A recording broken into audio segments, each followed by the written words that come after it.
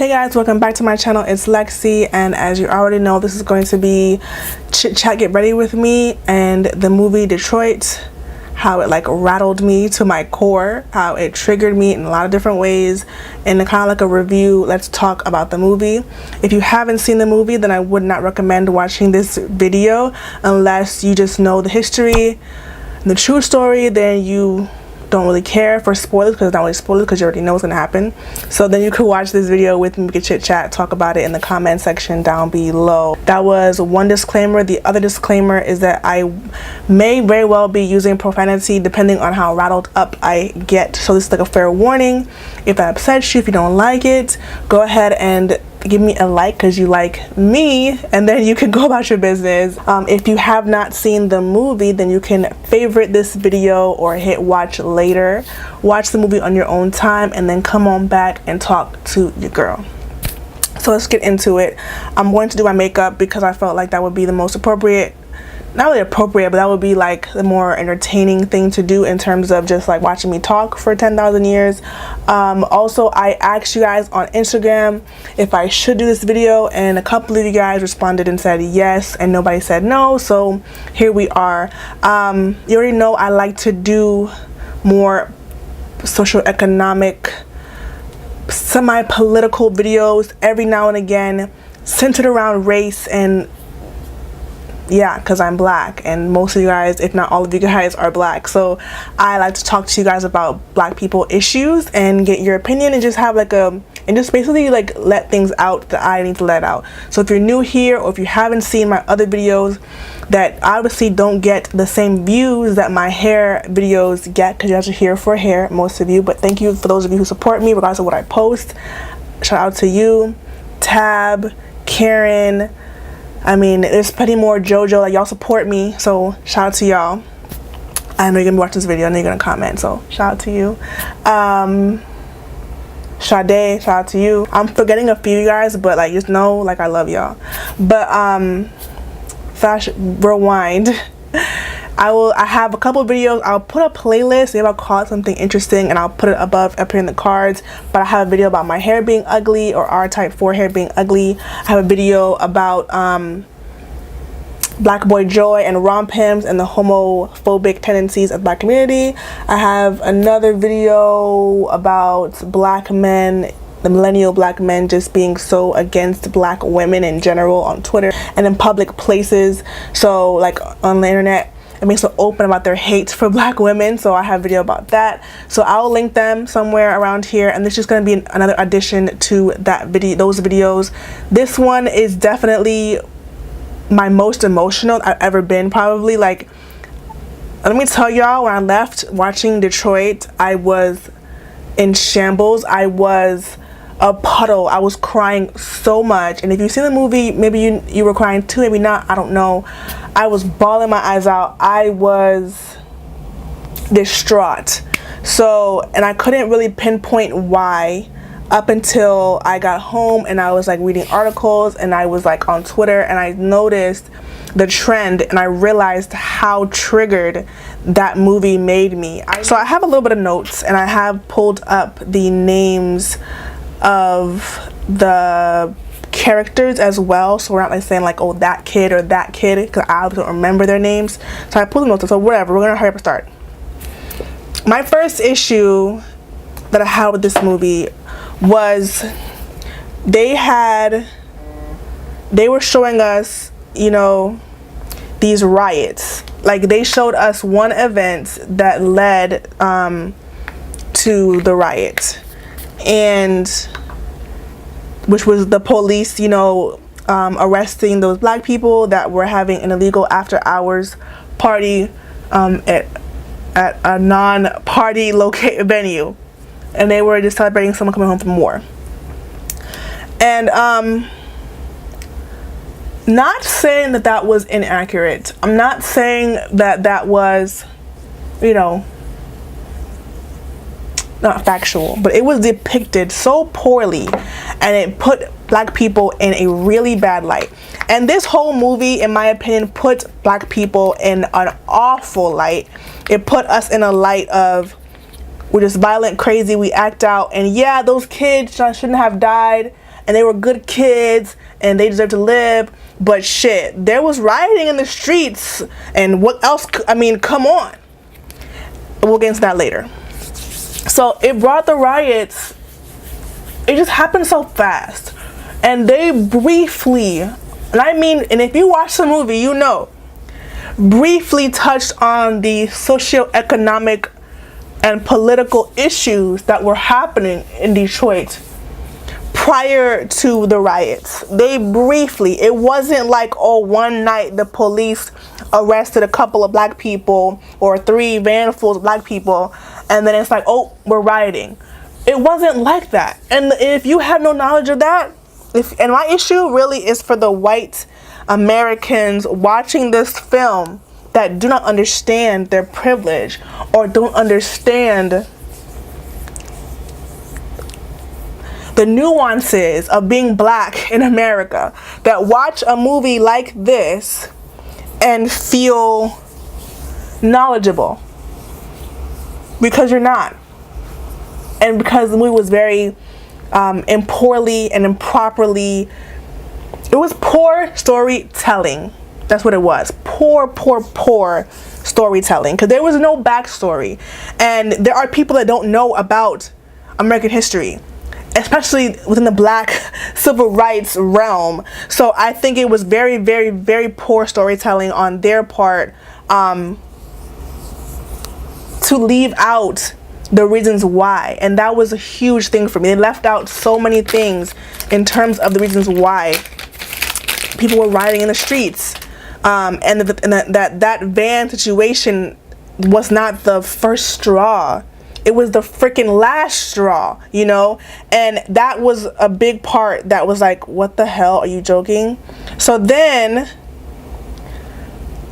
there's another aspect that stood out to me while watching the movie, but after also reading some things, I was like, yo, I look really washed, like pale. I'm sorry, I was looking real pale. I think it's not more natural now. So this shit is drying up on me. So that's like my first thing. We don't get a backstory. We get like a freaking sentence in the opening of the movie that talks about, you know, briefly the issues that was going on in Detroit, about how the black people were, you know, forced into a couple different neighborhoods, and you know, they didn't really have jobs. They touched on it briefly, and I say briefly, and if you watch, y'all know it was a couple sentences. And for someone that is ignorant of these facts, you're not gonna feel anything, not gonna understand the struggles like for really what it was. And I felt like this movie could have done a much better job of explaining the struggles that people were facing at that time in those situations. So we're gonna move on from that. We meet these black people, these black characters, with absolutely no story like about their family lives. Like, we don't meet their parents until after they're freaking dead. Like, we don't get to know them as like human beings. The movie was very, very, very dehumanizing, and I felt that like in my soul. Like, we didn't get to meet the people's family. We met one of the characters' girlfriends over the phone. Cool. Like, we didn't, and that was more to show who he was and his little like pimp lifestyle, more than it was for any other purposes, like more for comedic relief, I felt in that moment. So that was my thing too. There was no character development. Our people were depicted in a way that was just like how we already are depicted all the time. Like, no sense of the black family, no sense of the positive things that were going on during these times, the people that were really trying. This movie made it real clear, okay?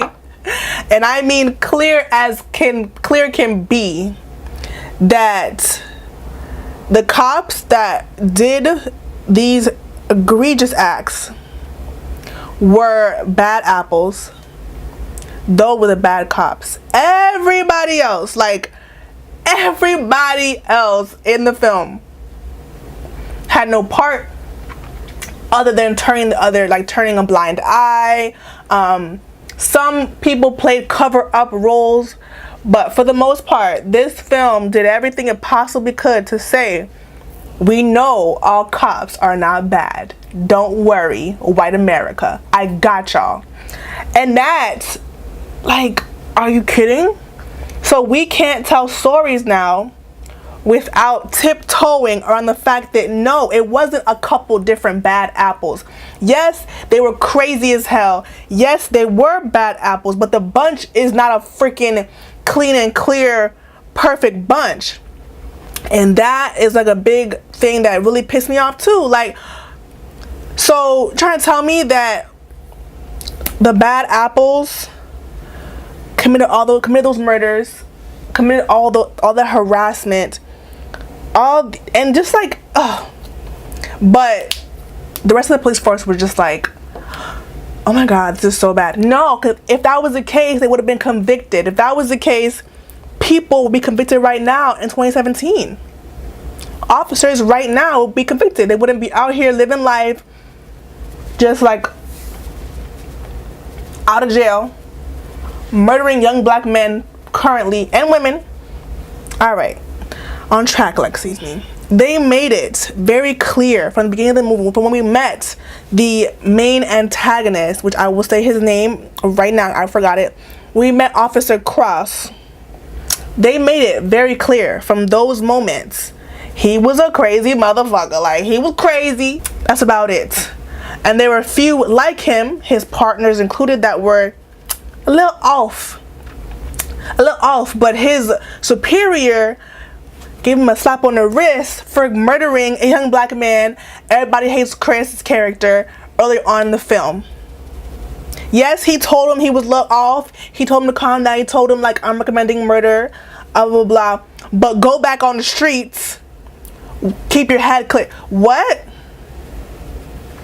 I'm sorry if I'm all over the place right now, but that character development in itself took so much of the movie to meet this officer, to understand his viewpoints. And we did not have a voice for the black people on the other side. We didn't have a voice explaining our plight on the other side. And that is also like what got me too. So you spend, like, Officer Cross had plenty of time to express his hatred for the black man, black people, to express his pains, to express how he really felt. He had a lot of time to do so. Where was our monologue? Where was our chance to speak? Who was our voice? Where was the black voice in this film? Can somebody tell me? I didn't hear it at all. All I heard was the black screams, black moans, black death. There was no black voice, no voice of reason. They let Cross give his monologues. He had, I can recall at least two. But the one I'm speaking on directly right now is when he was pulled aside for killing everybody hates Chris. Like, he killed my dog, and when he was pulled aside for that moment, he had a chance to speak. And when he spoke, he was with passion. He had conviction. He was telling y'all, listen, what other choice do I have?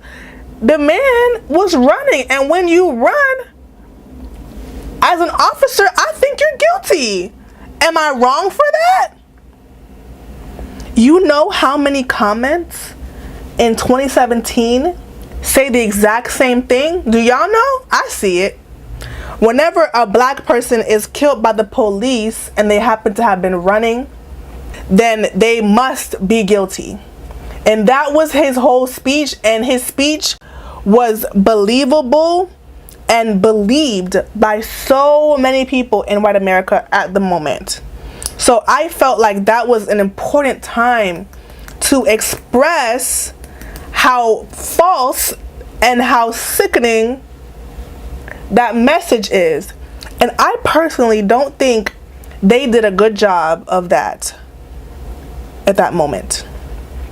Yes, his superior was like, oh my God, you crazy. Like, boy, you a little off. but not enough to take his badge and gun and send his ass home. And I felt like they wanted us to feel that way, like, oh, if they took his badge, they stopped him, then what would have happened. The amount of black men that were killed during that time period, the amount of bodies, like, there was no stopping what happened. And I don't care what anybody has to say. He wasn't the only bad apple. Him and his homies, they were not the only bad apples. They were not the only police officers that felt how they felt. There are officers in 2017 that feel how they felt. So yeah, that was my issue. Where was the black voice in those scenes? The only time we heard a snippet of the black voice was the man that shot the starter pistol, who I did enjoy his name's Carl. I did enjoy his monologue. I enjoyed that whole scene with the starter pistol and him saying, like, him enacting what the cops do when they pull you over or they stop you in the street.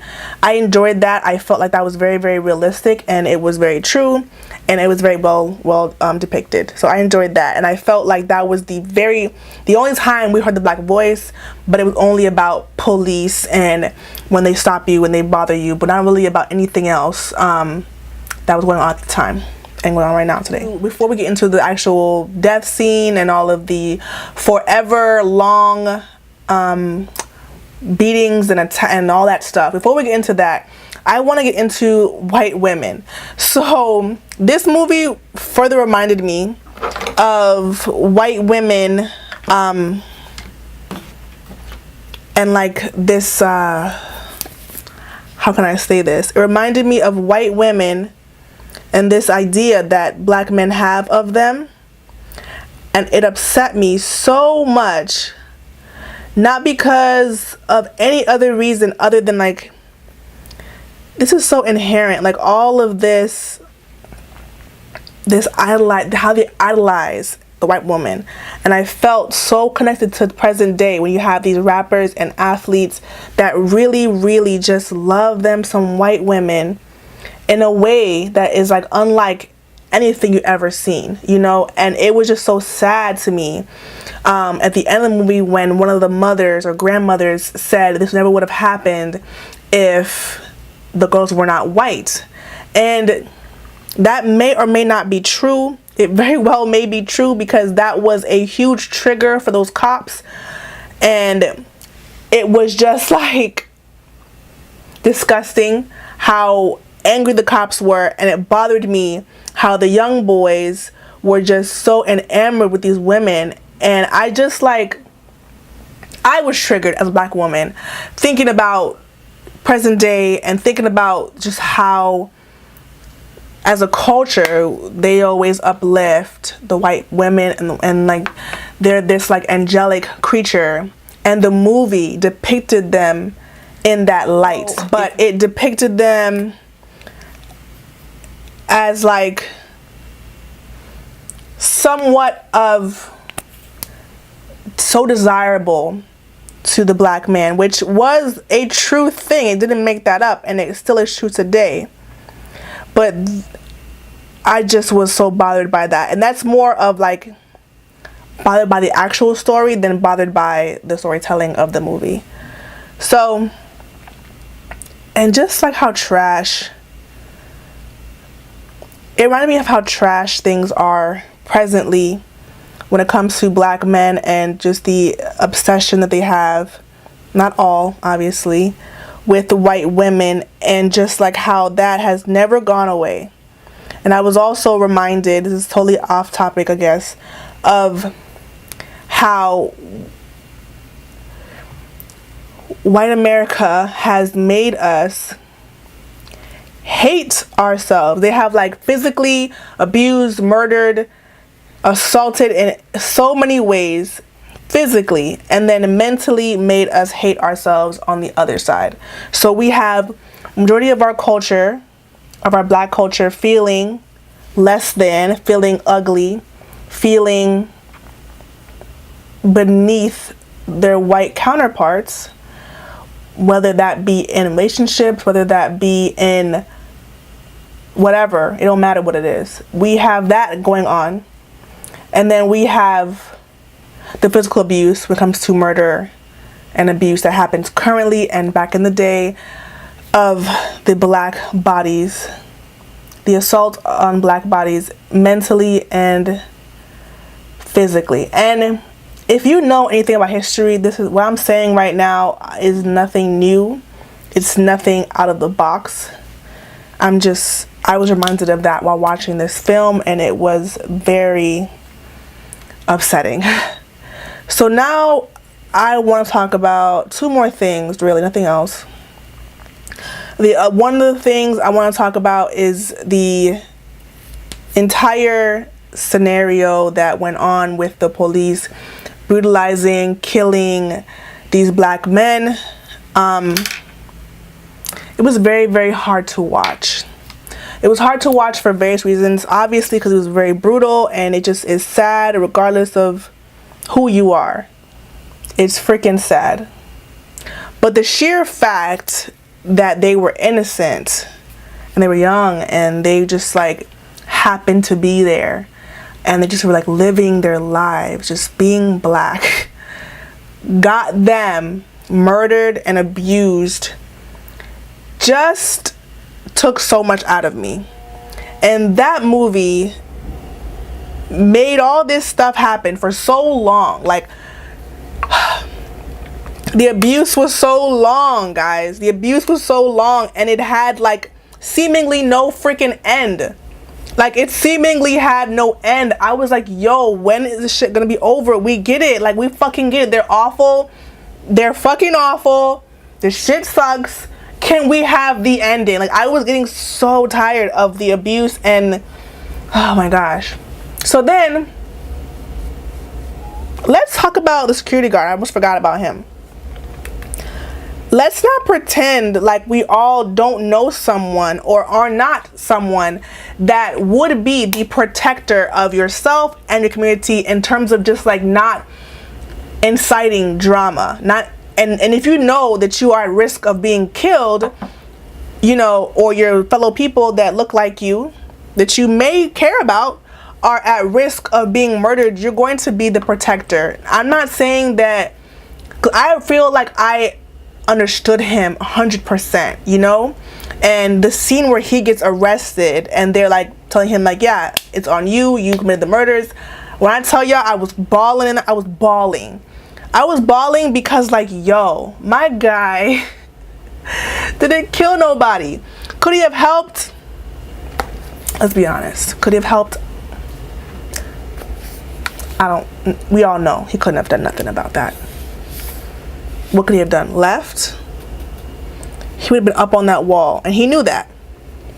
So that's a whole different conversation, but like, oh my gosh, that affected me too. Like, yo, my man didn't do nothing, and he just is trying to live, literally trying to survive, and he was arrested for the murders. And I felt like the movie did a poor job of like going from him being arrested to then the police officers being questioned and them confessing. Like, I felt like it took so much that happened and it took it out and went from like black man charged, a couple things happened, oh yeah, cops are getting questioned and they're confessing. Like, what? Fred's death was tough. We knew Fred was gonna die, even if you didn't know the story. You knew Fred wasn't gonna lie down. Once he saw that body, it was like, all right, I simply cannot. So he died, and I feel like some could say he died senselessly, others could say that he died, you know, honorably. It's up to you how you want to view it. That shit was sad as fuck to me. I was torn. And then you have Larry, who survived, who gave up singing and gave up his dreams to sing in the church. he was just so affected by what happened, as I'm sure anyone would be. It was not surprised at all that he couldn't go back to being a celebrity or aspiring celebrity and just go about his business. Like, it's not how life works. So, well, if you're cold-hearted, which he wasn't cold-hearted, he was just like the character, you know. He was a funny character that just like lived life in a positive light, and things went bad. To be positive, that time period in Detroit must have been super fucking hard. So for him to have been who he was and then be taken down by this incident, Lord. And obviously the not guilty verdict, which we all knew was coming, that, oh my gosh, like, knowing it was gonna happen is one thing, just hearing it and just thinking about that night was, which I'm sure was way worse than we saw on camera. Oh my gosh, guys, like, I was just torn apart.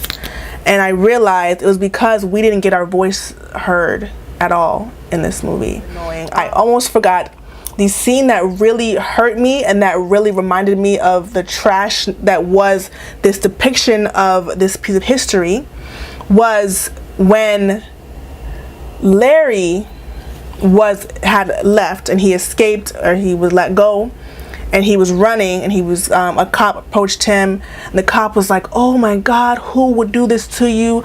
I'm gonna help you. Oh my God. That was so over dramatized. Like, listen, that officer knew they had a curfew. That officer knew of the abuse that had been going on by his co-workers, his cohorts, like cohorts. He knew everything that was happening in Detroit. So for him to then, oh my God, who would do this to you? Are you fucking kidding me? And that was this movie's way of saying, white America, police officers, I got y'all. Don't you? I know you're not all. I know that you're not all bad. I know that you guys are good guys. I got y'all. Don't you fucking worry. Here comes this amazingly trash dialogue between this abused black male and this officer that happens to be an angel. Oh my God, I was pissed.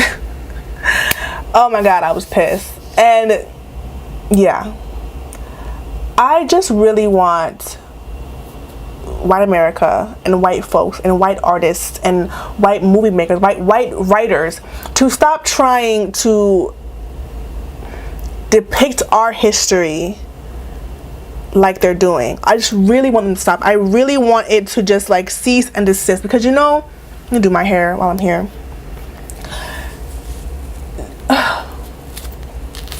Nobody wants to hear this story from a white point of view. We hear everything from a white point of view, and frankly, it is very tiring.